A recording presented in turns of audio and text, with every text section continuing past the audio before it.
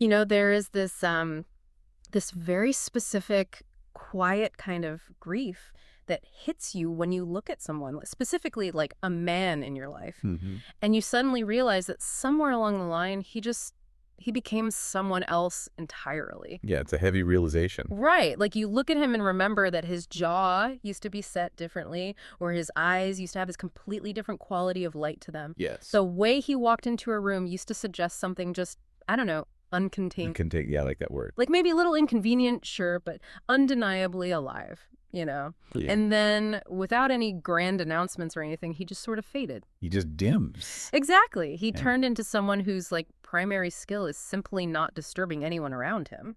It is a profound and honestly an often entirely invisible loss. I mean, we are so conditioned to look for uh, dramatic breaks or sudden crises in a person's life. Right, like a massive meltdown or something. Exactly. But this isn't an explosion, it is an erosion. It's this slow, systematic trading away of a person's vitality in exchange for acceptability. And that is the exact phenomenon we are focusing on for today's deep dive. So, whether you are prepping for a meeting or listening on your commute, or you're just, intensely curious about the hidden gears of human behavior, you are in the right place. You definitely are. Our mission today is to explore this single, incredibly powerful essay. It's titled The Architecture of Compliance and the Return to Self. And we really want to give you those aha moments without the information overload. I distill it down. Yeah. So we're going to look at how this invisible trade actually happens, the everyday environments that demand it, and, most importantly, how a person can find their way back. It's a crucial roadmap. It really is. Okay, let's unpack this because I am honestly struggling with the root cause here. Okay, let's hear it. From the outside, a guy who completely folds to his environment, who just like erases his own distinctiveness, it looks weak. Why shouldn't we just judge this as cowardice? Well, that is the first and probably most crucial misconception we have to clear up. I mean, when we see a man who has dimmed his own light, the temptation is always to label him as passive or weak or, lazy. Right, like he just gave up. Exactly. Yeah. But the source material points out that this is actually a highly logical, deeply pragmatic survival calculation. Wait, a calculation? Yeah, it's literally an economic trade happening on a psychological level. Okay, but what kind of economy are we even talking about here? A relational economy. I mean, the subconscious logic dictates that if I become less threatening, if I become less surprising, and ultimately less fully myself, I will receive more safety. Mhm. I will secure my belonging in this group. Or at the very least, I will receive less punishment from the people and the systems around me. He is literally buying safety, using his authenticity as the currency. Wow. So it's a very calculated cost-benefit analysis. Like he's looking at his environment and deciding that being his full, vibrant self simply costs way too much. Precisely. Yeah. And what's fascinating here is how this trade physically manifests. Oh, right. The physical part. Yeah, the source notes that the body actually follows the soul. The dimming is deeply physical. I mean, the posture shifts inward, the clothes, the haircuts. They stop being interesting or expressive at all. They just become like tools for blending in. Exactly. And this loss of physical distinctiveness, it isn't mere vanity. Like, it's not just about fashion. It is a profound symptom of a man losing his relationship with his own desirability, with his own power, Mhm. and his basic right to take up space in the world. It reminds me of when a smartphone battery drops below 20%, right? Oh, sure. And it automatically goes into low power mode. Like the phone shuts down all the background apps, the fluid animations, the screen brightness, the location services. Yes, to save energy. Right, just to keep the core system running because it senses it's in a harsh environment. It feels like these men are shutting down their wildness, their background apps, just to survive the day. That is a brilliant analogy, actually. Thanks, but what happens to all that shutdown energy? It can't just vanish into thin air, right? No, absolutely not. The soul does not actually die. The source uses this incredible phrase to describe what happens next. It says it forms a private government, A private government. Man, that paints quite a picture. doesn't it? It means the self essentially goes underground. The man basically splits in two. Like a dual identity. Yeah. There's the official compliant self that operates in the public world, managing everyone's expectations and smoothing over all the conflicts. Right. And then there is the watching self, the private government that remembers. Oh, wow. It quietly remembers the music he used to listen to when he was driving alone. It remembers the thoughts he stopped voicing because they just they caused too much friction at dinner. Yeah. It remembers the anger that he had to rapidly convert into helpfulness just to survive his environment. That is so intense.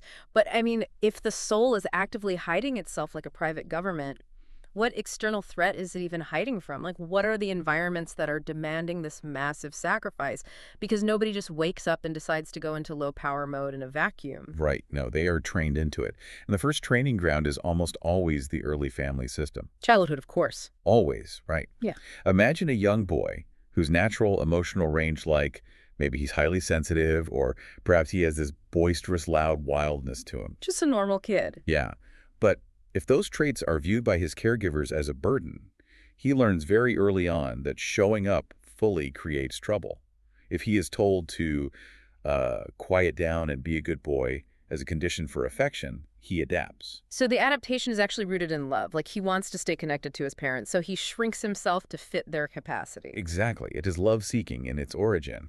But then this dynamic gets reinforced in the second training ground, which is intimate partnerships. Oh, this is where it gets tricky. Very. Because in relationships, men are often subtly rewarded for managing themselves into a smaller container. What does that look like day to day?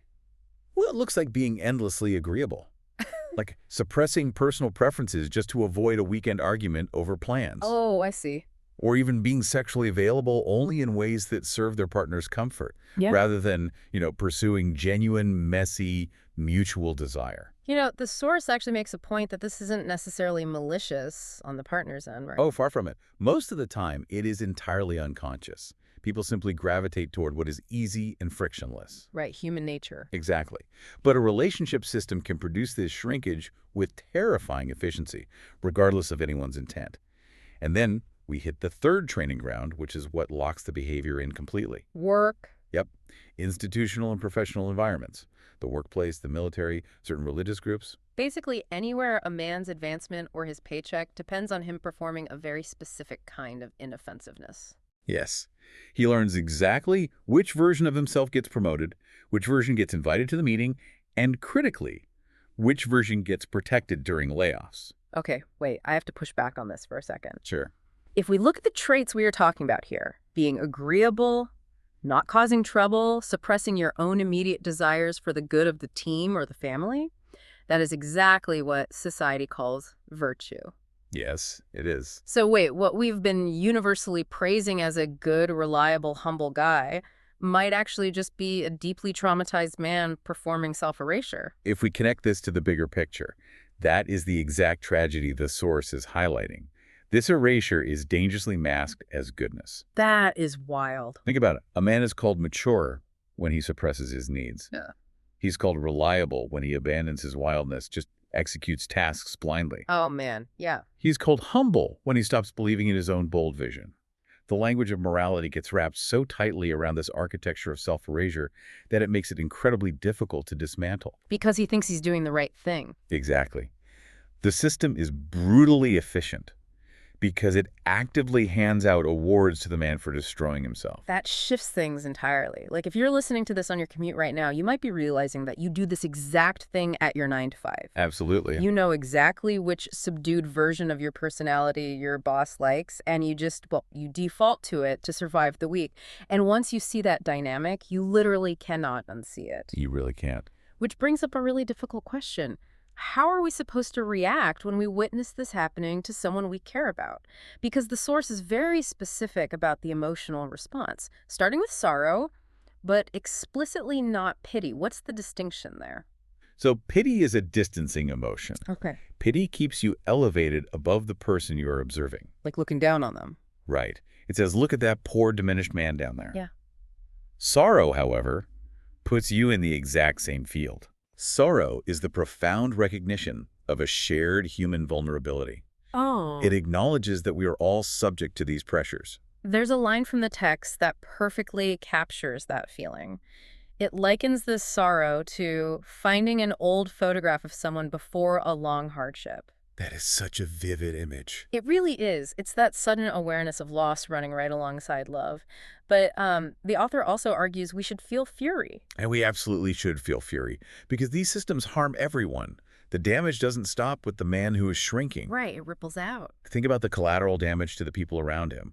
Women end up with managed versions of partners, like a guy who is physically there but emotionally dialed down to a 2 instead of a full, vibrant human being. Yeah, it's not fair to anyone. And children get rule-following apparatuses instead of deeply embodied, present fathers who can model full emotional expression. Wow. And society as a whole loses the full spectrum of masculine creative force. Hmm.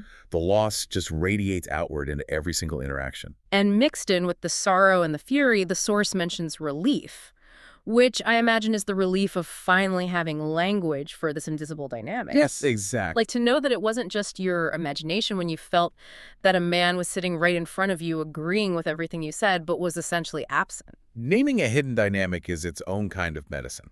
But I want to be honest here. The source warns against one specific emotion, contempt. Yes, it does. And when we see someone totally capitulating to the demands of others, like just being a utter complete doormat at work or at home, why is our first instinct so often contempt instead of that tenderness or sorrow? Because contempt is a highly effective defense mechanism. Oh, really? Yeah, it forecloses on understanding so we don't have to look too closely at ourselves. The judgment that rises up in us when we see a diminished, compliant man is almost always guarding our own fears. Deflecting, basically. Exactly. It protects us from facing the unprocessed grief of our own self-betrayals, our own quiet compliances. If we feel contempt for him, we don't have to admit how often we, too, trade our authenticity for safety. Remember, the core premise men who comply aren't stupid or cowardly. They are surviving their environments, using the tools those environments demand. Man, so if contempt is just us hiding from our own compromises, how do we actually stop compromising?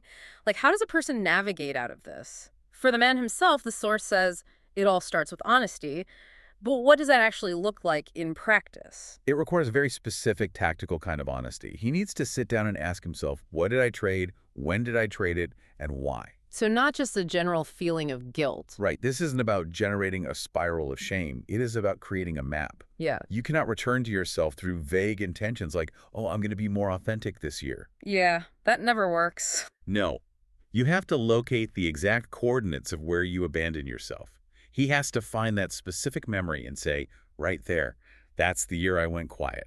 That's the job where I learned my ambition was unwelcome. That's the relationship where I stopped playing my music because it took up too much space. And the map is often physical, isn't it? Like he has to use his body to notice where the tension lives, to look at his aesthetic choices, his posture, and ask, is this performance or is this actually pleasure? Yes, the body kept the score of all those soul-level negotiations over the years.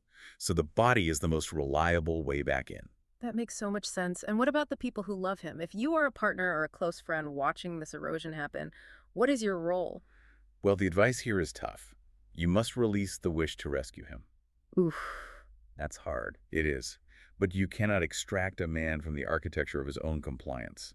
The most loving, supportive thing you can do is to stop rewarding his performance. How do you do that without just being mean? You have to look at him and say, I do not need you to manage yourself for me, and you have to actually mean it, especially when his unmanaged self is messy or loud or uncomfortable. So, what does this all mean for the reality of his life? If a man takes that advice, if he stops managing himself and starts taking up authentic space, doesn't he risk becoming highly inconvenient to the people who rely on him? How does a couple or a family survive that sudden, massive shift? This raises an important question, and the source completely refuses to sugarcoat the answer. Returning to oneself is not free. Yeah. When a man stops shrinking, the relationships and the workplace dynamics that were entirely structured around his self-management, they are going to experience a massive disturbance. They relied on him being small. Exactly. And the hard truth is, some of those relationships will not survive it. Acknowledging that systemic cost is crucial. If we pretend that doing this psychological work is easy or that it's free from collateral damage, we are betraying the reality of how difficult it truly is. You also have to grieve the loss of the full person you never got to meet, right? Like, if you fell in love with a man who was already deeply entrenched in his compliance and now he's changing, that grief is totally valid. Both things can be true at once. He was doing the best he knew how to survive, and you lost out on experiencing his real, uncontorted self. Okay, so let's assume he does the hard work. He maps the trades. He steps back into his authenticity. and he weathers the disturbance in his relationships. How does he prevent this from just becoming a daily, exhausting struggle where he is constantly fighting his environment? Like, how does a wound become a scar? The source calls this phase sealing the wound, and it requires several deliberate shifts in mindset. The first is releasing the ideal. Releasing the ideal. Yeah, you have to let go of the fantasy of the never compromised man. That guy is a myth. Totally. Everyone who lives in a cooperative society makes adjustments. The danger isn't in making an adjustment. The danger is when the adjustment becomes your entire identity. So we aren't talking about reaching a state of pure, untainted, aggressive authenticity where you never compromise on anything. You were just trying to reclaim the steering wheel. Precisely. You're reclaiming agency. Second, you have to commit to recognition over repair. Meaning what? Meaning you don't need to fix every single system or confront every single boss or family member that produced your compliance. But you have to see the patterns clearly. Ah. Once you can observe the architecture of the trade in real time, like, my boss is asking me to shrink right now, it loses its subconscious power over you. Right, the awareness is the power. There's another phrase in the source that sounds almost like accounting jargon to me. Affirming unrecoverable costs. How does a man actually affirm a lost decade of his life or a career spent hiding without just falling into total despair? By mourning it, honestly. Yeah. That means looking back at the lost years of vitality and the creative risks you didn't take because you were too busy being manageable and acknowledging that those things mattered. It is looking at the ledger and saying, I paid a terrible price to survive. It is painful, yes, but it is the opposite of despair. Despair happens when you try to pretend you didn't lose anything. Affirming the cost grounds you in reality. And that brings us back to the body, right? The source talks about returning to the body as a site of sovereignty. Yes, and this isn't a loud, aggressive performance of liberation. He doesn't need to start shouting or throwing his weight around. No chest thumping. Right. It is a slow, quiet repossession of his physical space. It is taking a deep breath. It is uncrossing his arms. It is asking his body what wants to emerge when the audience, the people he used to manage himself for, is no longer the point. Here's where it gets really interesting to me. This entire concept of sealing the wound, it immediately makes me think of the Japanese art of kintsugi. Oh, yes. Like when a ceramic bowl breaks, they don't glue it back together with invisible, clear adhesive to pretend it never shattered. They repair the cracks with lacquer mixed with powdered gold. It's beautiful. It is. The philosophy is that the breakage and the repair are part of the history of the object. They make it more valuable, not less. You don't hide the cracks, you highlight the survival. That is a beautiful synthesis, and it fits perfectly with the psychological mechanisms we're discussing today. I mean, in this case, that powdered gold, the adhesive, is the painful honesty of mapping where he abandoned himself. Exactly. It is the work of affirming those unrecoverable costs. You aren't erasing the years of compliance. You are illuminating them as proof of what you survived to get back to yourself. Which really brings us to the ultimate takeaway of this deep dive. This whole discussion basically boils down to the tension between love and selfhood. It does. The great tragedy we've been circling is that men are taught from a very young age that these two things are fundamentally opposed. They are taught that fullness costs them connection, that to be loved, they must be less. But the corrective isn't swinging to the opposite extreme. It isn't about becoming an isolated lone wolf who refuses to yield to anyone, because that produces its own kind of damage and isolation. Right, that's just a different trap. Exactly. The true corrective is realizing that genuine love does not require the soul as a security deposit. Right. You do not have to be two different people, the authentic man and the connected man. The trade was never actually mandatory. It was just what the flawed structures around you demanded, and you believed them. And when a man finally understands that, like in his bones, not just intellectually, he doesn't just revert back to the naive guy he was before the compliance started. He becomes something entirely new. He really does. The source puts this perfectly. It says, the man who returns from the architecture of his own erasure possesses a depth and a hard-won, body-deep sovereign wealth. He knows the absolute value of his own presence in a way that some uncontested, perfectly original man never could. The gold in the cracks. He has ventured into the absolute depths of his own erasure, mapped the terrifying territory of his own compromises, and found his way back. That kind of sovereign wealth is untouchable. Once you've earned that, no workplace demand or relational pressure can ever afford to buy your authenticity again. Man. So Whether you are a man listening to this who is starting to mentally map his own return, or whether you are someone who deeply loves a man caught in this architecture, just naming the dynamic out loud is the first incredibly powerful step toward reclaiming that space. You now have the language for the quiet grief, and you have the blueprint for the return. But we want to leave you with a final thought today, something to mull over as you step back into the systems, the workplaces, and the relationships of your own life. Think about the quiet trades you've made to keep the peace, and ask yourself this. If the environments around you suddenly stop demanding your compliance tomorrow, what is the very first inconvenient part of yourself that would rush back to the surface?